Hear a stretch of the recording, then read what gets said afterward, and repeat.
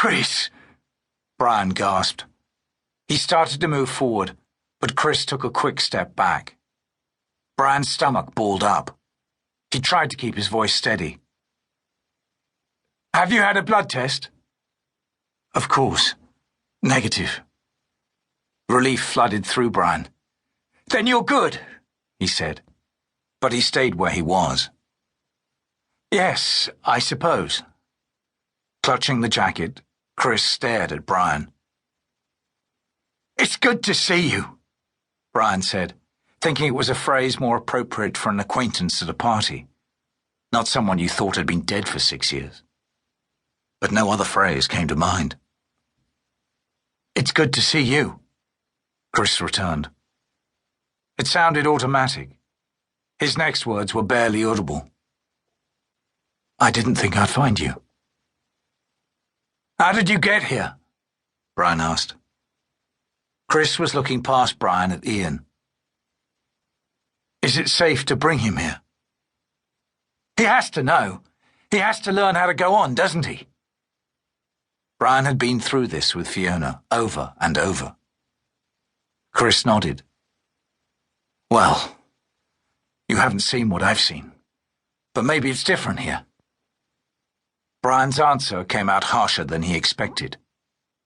How do you know what I've seen? You look like you've got it easy. Better than most, Brian agreed, but nothing is easy anymore. Chris drew himself up, his face hardening. Yeah, I know. It occurred to Brian all at once that Chris shouldn't be alone. He should have a wife and child with him. But he didn't. Guilt hit him again.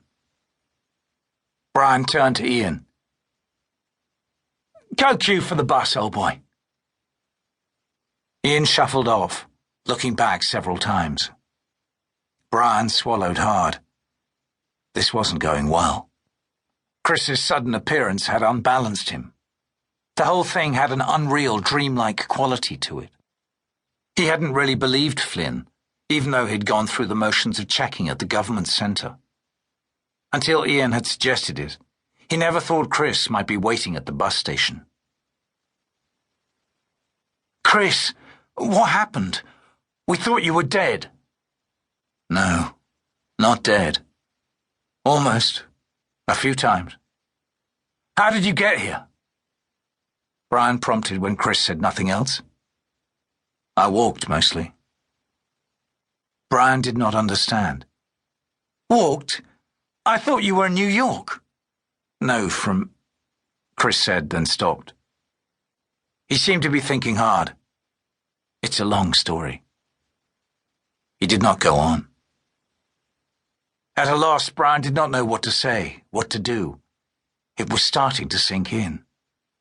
Chris was alive, standing here in front of him, and he'd done nothing to show he was the least bit happy about it. He felt he should make some gesture, but at the same time, it was as if Chris didn't particularly care.